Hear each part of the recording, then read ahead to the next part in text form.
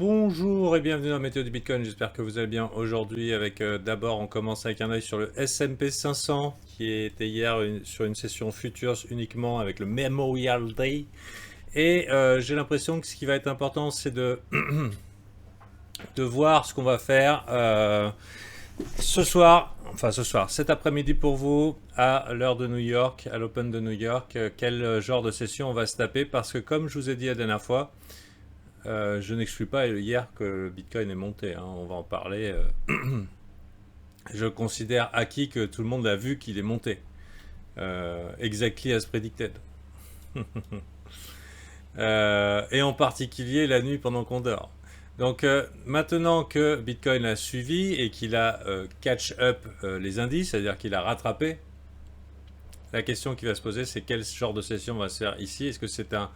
Est-ce que c'est une session qui va continuer son mode up only? Je vous rappelle 1, 2, 3, 4 jours de hausse, même 5 jours, hein, si on ignore un petit peu ces bougies rouges. 1, 2, 3, 4, 5, 6, 6 jours verts et qui ne sont pas sans rappeler ce rallye du 15 mars. 1, 2, 3, 4, 5, 6 et qui ont suivi par encore 4 jours verts.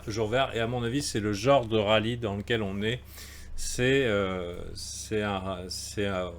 les derniers arrivés, les derniers servis, enfin ceux qui se font base. Donc il valait évidemment mieux être bullish hier qu'aujourd'hui, mais est-ce qu'il faut switcher de biais aujourd'hui? Personnellement, je pense que ce qu'on voit ici, c'est clairement bullish et haussier. Hein, c'est à considérer, hein, c'est exactement ce que j'avais dit au VIP, c'est-à-dire que cette structure-là ressemble étrangement à celle qu'on s'est tapée ici, mais en weekly par exemple.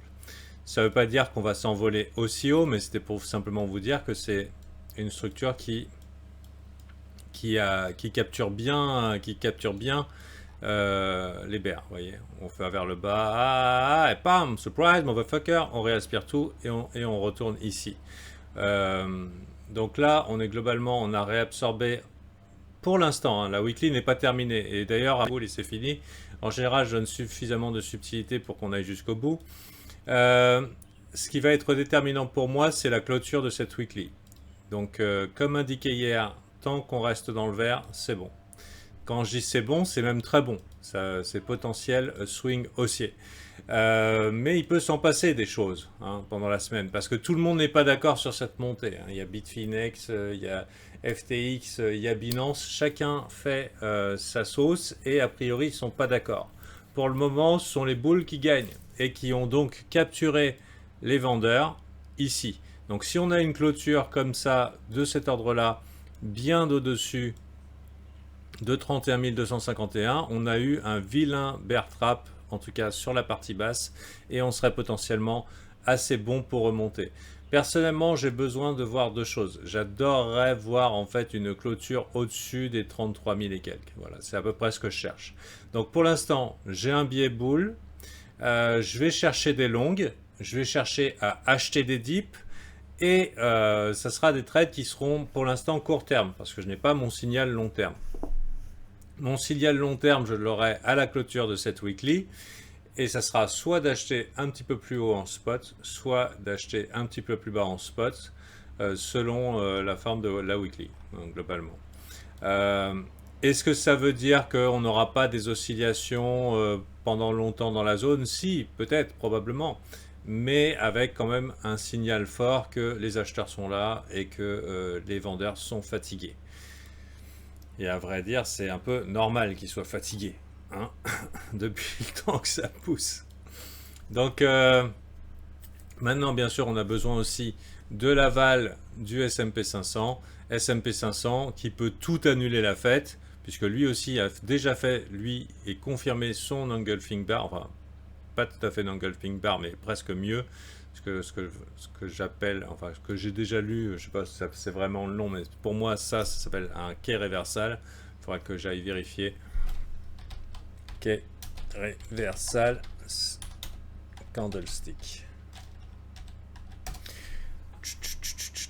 Oui, voilà.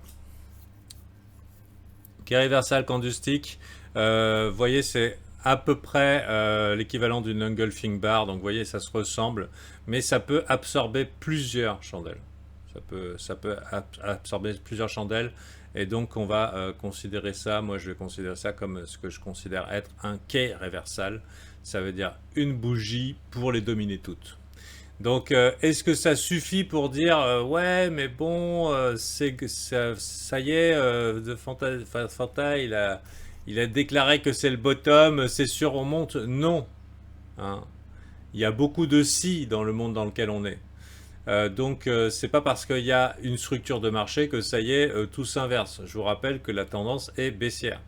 Ça veut dire qu'on a un signal qui indique que les acheteurs sont dans la place, que les vendeurs commencent à perdre du terrain, sur des niveaux où ils ont déjà échoué, ici, ici, comme par hasard, ici. Donc peut-être qu'ils vont tenter le troisième coup. Et après, on verra un petit peu comment ça se passe si on y revient. Mais pour l'heure, les boules sont bel et bien là, et la clôture de cette semaine va être assez déterminante. Et comme je vous dis, on ne lève pas les bras en l'air en criant l'apocalypse tant qu'on ne clôture pas sous les 29 400. À mon avis, c'est un point très très très important. Donc S&P 500, c'est pareil. Est-ce que lui, il a fini? Bah lui, il l'a fait son Kiri Versailles. On a fait un joli, un beau. Mais pareil, lui aussi, tendance baissière, weekly. Ça ne s'inverse pas comme ça.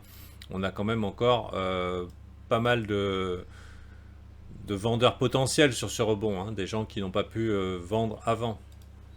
Et donc la question qui va se poser, c'est qu'est-ce qui va se passer cette semaine maintenant pour les stonks? Est-ce qu'on ravale tout dans un mode railway track, ou railroad track comme on vous l'appelait, une chandelle qui réaspire tout et qui annule tout le travail des acheteurs, un petit peu comme on a vu par le passé. Voilà, la même chose que ça, mais inversé. C'est en général dans ce cas-là bearish, par exemple ici. Donc on va voir. On va voir. Donc il y a pas mal de SI, mais pour l'heure, je pense qu'il est un petit peu pas très optimal. Bon, je ne vais pas dire bête ou stupide parce que chacun son biais, chacun ses vues, chacun son trading plan. Mais disons a priori un peu moins probable de taper du short dans les conditions actuelles. En tout cas, là, court terme, a priori, le momentum est en faveur des boules. On attend s'il n'y a pas une inversion à la fin de la journée. Personnellement, donc, j'aurais tendance à toujours chasser du long. Bien sûr, dans la partie haute de ce range, c'est très inconfortable d'acheter. Hein, faut pas se leurrer. Si vous avez raté hier, ah là là, c'est vachement plus difficile d'acheter là qu'ici. Et bah oui. Mais ça ne veut pas dire que parce que vous avez raté le move qu'il faille le short. A priori, on a bel et bien break ici, si vous cherchez un signal. Donc, a priori, momentum haussier et ça peut durer. Ça peut durer. Donc, on reste observateur, on reste prudent à l'Open de New York. Et pour l'instant, je n'irai pas shorter ce marché. J'irai éventuellement acheter des dips et prendre les perdants s'il y a des perdants à prendre. Et puis sinon, on verra. On pourra regarder aussi les volumes profile, voir un petit peu où il y a du support et tout. Ici, ça fait un bon support éventuellement, vous voyez, dans les 30 600 si jamais il y a un dip. Bien sûr, on n'a pas. C'est censé être un support, ça. Donc, si par exemple on arrive ici à 30 600, mais on traverse comme dans du beurre, là on peut s'inquiéter. On peut se dire, ok, donc les bears reprennent du poil de la bête. Mais à part ça, acheter sous les 31 000, entre 31 000 et 30 500, ça paraît être une bonne idée pour la suite des événements. Dans le pire des cas, on top ici. Hein, on va retester. Vous voyez, ici, volume, ici, volume. Dans le pire des cas, on fait ça. Si jamais on dip, on reteste et ensuite merci, au revoir. Mais pour l'heure, le momentum, les volumes sont bien du côté et dans le sens des acheteurs et des vendeurs qui se coincent davantage au fur et à mesure parce qu'ils n'ont pas changé de biais. Voilà. Sur ce, je vous souhaite une bonne journée. Il n'y a pas de play hautement probable aujourd'hui. Hier, il y en avait un. Il était hautement probable. Aujourd'hui, il n'y a pas de play hautement probable. Du coup, que ce soit short ou long, il n'y a rien de hautement probable ici. Donc, soit vous êtes... enfin, suivez vos plans, quoi. Démerdez-vous. Je suivrai le mien. Allez, bonne journée et à la prochaine.